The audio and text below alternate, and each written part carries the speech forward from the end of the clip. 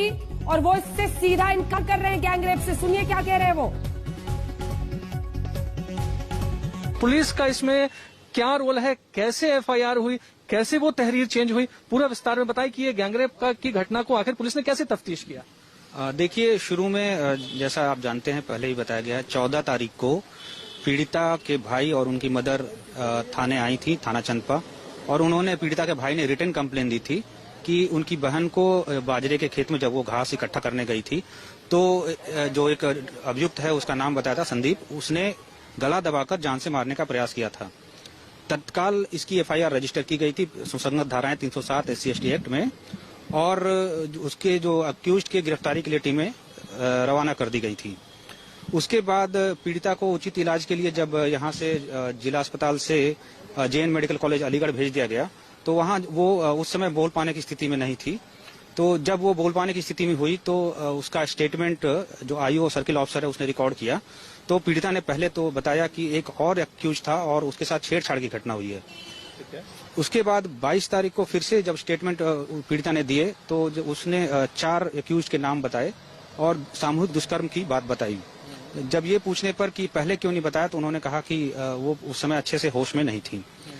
साथ ही मैं ये भी जोड़ना चाहूंगा कि देखिए कहीं कहीं ये भी चल रहा है सोशल मीडिया पे कि पीड़िता की जीभ काट दी गई थी या रीढ़ की हड्डी तोड़ दी गई थी। ऐसी कोई बात नहीं है। गला दबाने के कारण गले के पीछे की जो एक हड्डी होती है उसमें थोड़ा सा चोट लगी थी जिसके कारण की उसकी प्रॉब्लम हुई थी और जीभ नहीं कटी थी। पीड़िता ने अपना स्टेटमेंट दिया है जिसको कि सर्किल ऑफिसर ने महिला कांस्टेबल की बदौलत अच्छे से रिकॉर्ड भी किया है। और उसके बाद साथ में हमारी पुलिस टीमें लगी हुई थी। जो 4 एक्यूज्ड हैं चारों को गिरफ्तार कर लिया गया, उनको जेल। 4 एक्यूज है, चारों को गिरफ्तार करने के लिए एक सेकंड उनका वहां पोस्टमार्टम करा लिया गया है। उनका शव यहां आएगा और जो बाकी साक्ष्य संकलन है वो हम तत्काल करा के आगे की विधि कार्रवाई कराएंगे और चार्जशीट दाखिल कराएंगे। तो गैंगरेप का जो आरोप था इसके लिए कोई मेडिकल टेस्ट वगैरह ऐसा कुछ हुआ जिससे कि ये साबित हो सके कि उनके ऊपर सेक्सुअल असॉल्ट हुआ हो और कई लोगों द्वारा किया गया हो, ऐसा कुछ पुलिस को मिला है? देखिए, जब मेडिकल असॉल्ट की बात, जो सेक्सुअल असॉल्ट की बात पीड़िता ने कही तो डॉक्टरों से इसकी रिपोर्ट मांगी गई। डॉक्टरों ने उसको कंफर्म नहीं किया है। उन्होंने कहा है कि उसको FSL रिपोर्ट से टैली करेंगे तभी वो उस पर कुछ पुख्ता राय दे पाएंगे। और जो प्राइवेट पार्ट्स में उन्होंने चोटों से इनकार किया है। प्राइवेट पार्ट में कोई चोट ऐसी नहीं है, ऐसे अभी मेडिकल रिपोर्ट में नहीं आया जी। दूसरी चीज सर, अब इन्वेस्टिगेशन यहीं तक है? इतने ही एक्यूज थे जितने पकड़े गए हैं या अभी और आगे इन्वेस्टिगेशन के पहलू चेंज होंगे और भी लोगों को पकड़ा जा सकने की संभावना है? देखिए, जितने भी अभियुक्त नामजद और प्रकाश में टोटल 4 हैं, चारों को अरेस्ट कर लिया गया है। अब कोई भी अभियुक्त गिरफ्तार करने को शेष नहीं है। चारों अभियुक्तों को हमने गिरफ्तार कर लिया है, ये हाथरस के SP बता रहे हैं। हाथरस के SP मेडिकल जो रिपोर्ट है उसका हवाला देते हुए गैंगरेप से ही अब इनकार कर रहे हैं। गैंगरेप से ही इनकार कर रहे हैं, लेकिन परिवार के तमाम आरोप हैं और राजनीतिक रूप से ये मामला कितना बड़ा बनता चला जा रहा है उसकी तस्वीर भी आप देख रहे हैं, क्योंकि हर किसी को इस क्रूरता ने कहीं पर झकझोर दिया। ये सवाल पूछने पर मजबूर किया कि आखिर एक बेटी इस देश में इस तरह से 4 दरिंदों की शिकार होती है और ये व्यवस्था देखती रह जाती है। उन दरिंदों में आखिर क्यों नहीं खौफ कानून का बसता है, क्यों नहीं डरते हैं वो? हमारे साथ तंसीम हैदर बने हुए हैं, जहां पर तंसीम क्या आप बता रहे हैं कि एम्स में उनकी पोस्टमार्टम की जा रही है और इसी वजह से वहां पर लोगों का पहुंचना हो रहा है और दिल्ली पुलिस लोगों को नियंत्रित कर रही है। तंसीम,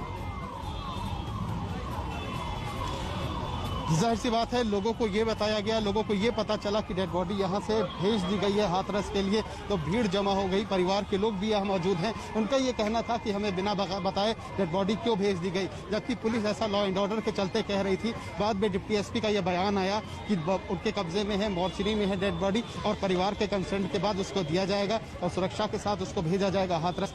तो लोगों की भीड़ अभी भी जमा है, लोग धरने पर बैठे हुए हैं और पुलिस लगातार अनाउंस कर रही है कि आप इस परिसर को खाली कर दें, क्योंकि लॉ एंड ऑर्डर की सिचुएशन के लिए बहुत जरूरी है और इस परिसर में धरना प्रदर्शन की कोई इजाजत नहीं है। हॉस्पिटल परिसर है सफदरजंग का।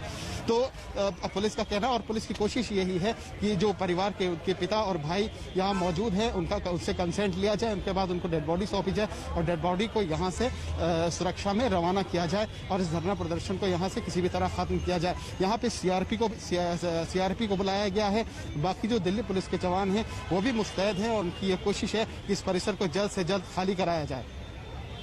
बिल्कुल, आप बने रहिए हमारे साथ। अभिषेक आनंद है क्या हमारे साथ? अभिषेक, आपने एसपी से बात की थी, कई दिनों तक उस बच्ची को होश नहीं आया। क्या इसका जवाब था उस एसपी के पास? क्या उस एसपी ने आपको यह समझाया कि कौन से अस्पताल में कौन सी मेडिकल रिपोर्ट, किसका जिक्र वो कर रहे हैं? और अगर इसके साथ हिंसा हुई इस तरह की तो इसका क्या लॉजिक है उनके पास? 4 लोग एक लड़की की हत्या क्यों करना चाहते थे? क्या मोटिव था? किस तरह बढ़ रही है उनकी जांच? क्या उनके पास एक भी सवाल का जवाब है? इस बच्ची की मौत हो गई है। एसपी साहब को यह बात समझ में आ रही है, नहीं आ रही है, या सिर्फ अपना दामन बचाने की कोशिश में लग गए हैं?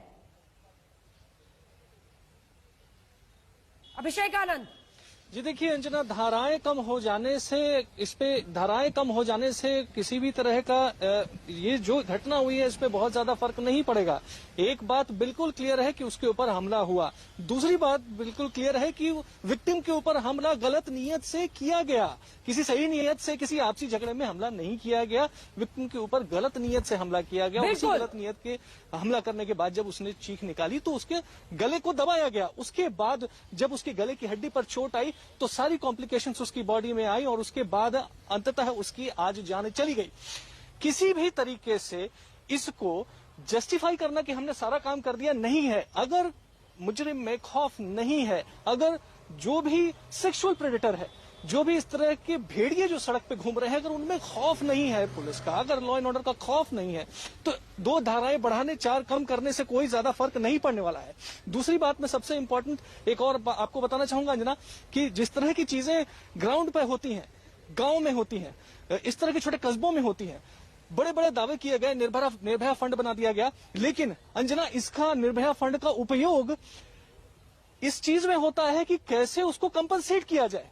जब घटना हो जाए तो वो पुलिस स्टेशन बना दिया जाए जहां वो पहुंचे। जब पुलिस स्टेशन बन जाए तो बाद में आएगा। एक सेकंड अभिषेक आनंद, कॉम्पनसेशन तो बाद में आएगा।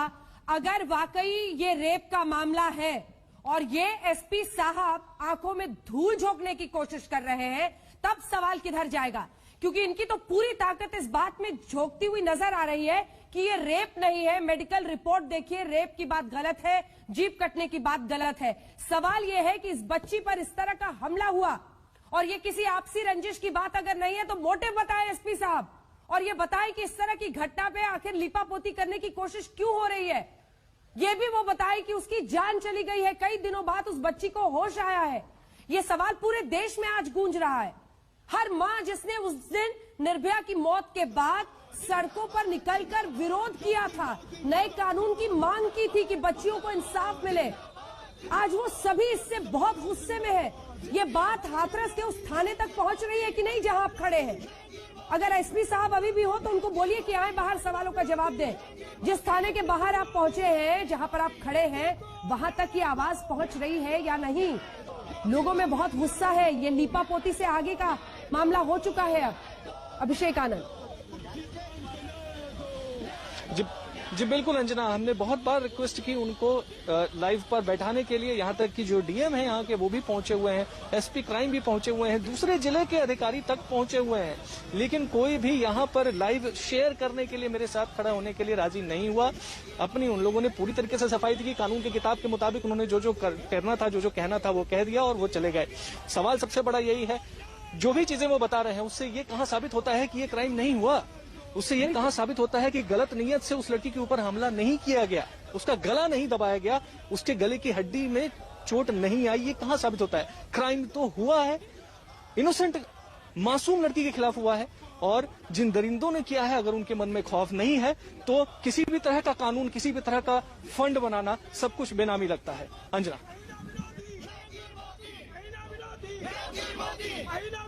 आइए आपको सीधे